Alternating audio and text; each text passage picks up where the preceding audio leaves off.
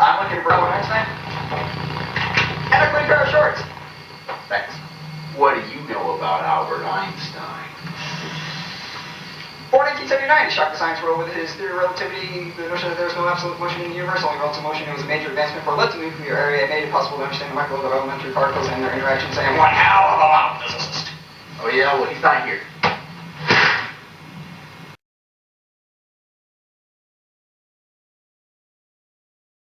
And welcome back, everybody. It is week 13 of 2016, and this is a 90% followed by 70% week. Open up on Paul's bench here with 197.5, and it went right up. And I'm happy to say this week thus far, no hint of that issue with my pec that I mentioned last week, so that is good news. The day before this happened to be Friday, April 1st, which is April Fool's Day, and I thought somebody was playing an April Fool's joke when a work colleague swung by my desk and was like, "Hey, you want this free sub?" And I was like, sure. And sure enough, he gave me a free sub because apparently the place had mismade his order and he didn't want it. And it happened to be a tuna melt sub, and it was from a local sub shop, so I went to their website to see if they had nutrition data for it, and they did not. So what I ended up doing to get some numbers for it was I ended up going to Subway's website because they do have numbers, and I made a slightly larger because the sub I got was like a 9-inch, I think. And so I went to Subway's site and put in the data for a foot-long tuna sub with mayo and bacon because the tuna melt has mayo and bacon, and got some numbers to figure out how to track that. So I was happy about that, and the reason I actually wanted to bring that up was because a couple weeks ago I told you a story about when I went for an infusion therapy, got methylprednisone and ate like crazy. I mentioned in that story that Friday is the first day of my diet week. And have you ever had those things where you have topics lined up in your head that you want to say, and so sometimes you hear it in your head but you didn't actually say it out loud? Well, when I went back and rewatched that video, I realized that I didn't say, yeah, it's the first day of my diet week, and that's important because I can then adjust the rest of the week to account for the unplanned intake on Friday. And that's exactly what happened this week. So that was cool because when I went to the Subway site, I think I came up with numbers of like 90 grams of carbs, 90 grams of fat, and like 56 grams of protein. And let me tell you, man, the 90 grams of fat, so delicious. I mean, that is pretty much why when food is good, calories are through the roof. You guys probably noticed from my attire that winter has decided that it ain't going out without a fight. But that being said, the days of this year's Arctic house are certainly numbered, and that got me thinking about how to handle the forthcoming tropical house.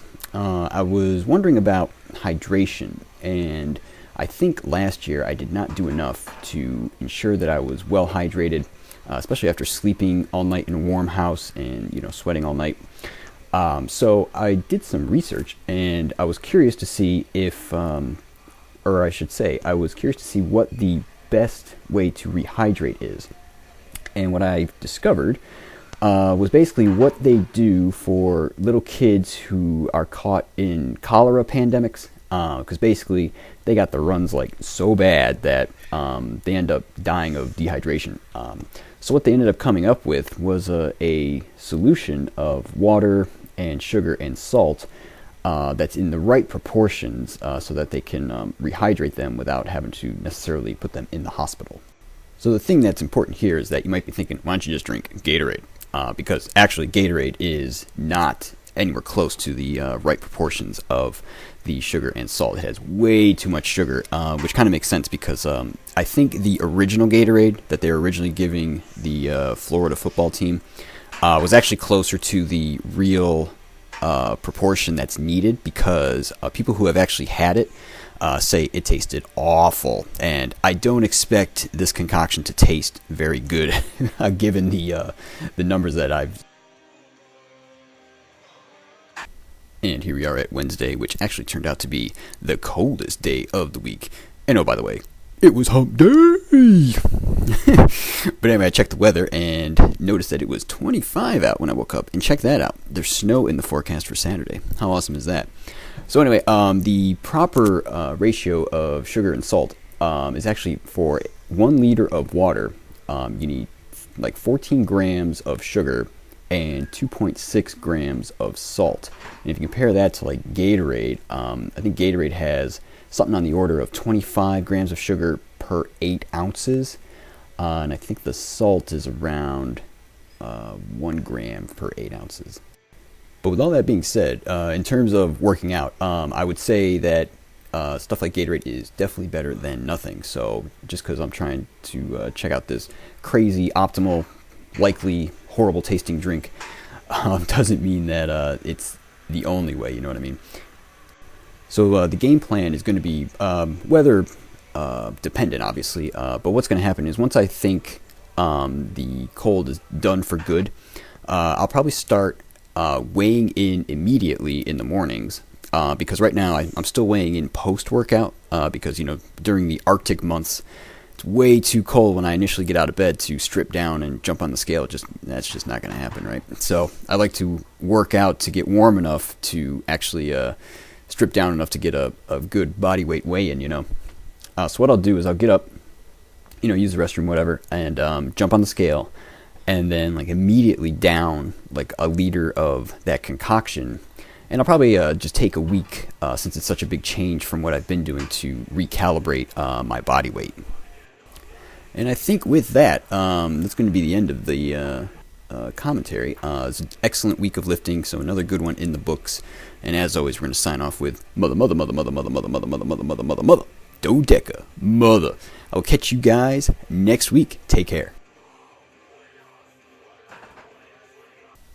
And the volume update for this week, we're comparing weeks 13 to week 10, because that was the most recent 90%, followed by 70% week. You can see we're up just a touch from there, but this was the first week that we went over 10 tons on the delts, which is awesome. Total for the year at the moment is 1.5 million pounds. Sweet. And the 2016 goals update, warm-ups and stretching, one-arm push-ups, abs, metabolic health, all that good stuff. No issue with my pec this week, like I mentioned, although at the end of the week my lower back started acting a little funny. Nothing serious, but you know, need to monitor that. The chin-ups, we hit 2905 on the way to 10,000. And by the way, for those of you who are wondering about the OHP at 135 thing, you might be asking, didn't you just do 135 in the test week? Well, yes, I did. But the intent of that goal was to be handling 135 kind of on a regular basis, you know, kind of to be using that as a working weight during the week, not just a max weight. And this week's metabolic update, the target was 2,900 calories per day, which we hit pretty much on the nose. You'll notice that that tuna sub pushed up my protein for the week as opposed to usual, but that's okay, no problem. You see the weight came down significantly, which is excellent. It's kind of funny because that makes it look, if you just use this week's calculations, that my maintenance is like 3,500, which it's not. But that's kind of fun stuff right there. Next week, we're going to 2,920. Should be delicious. Take care, guys.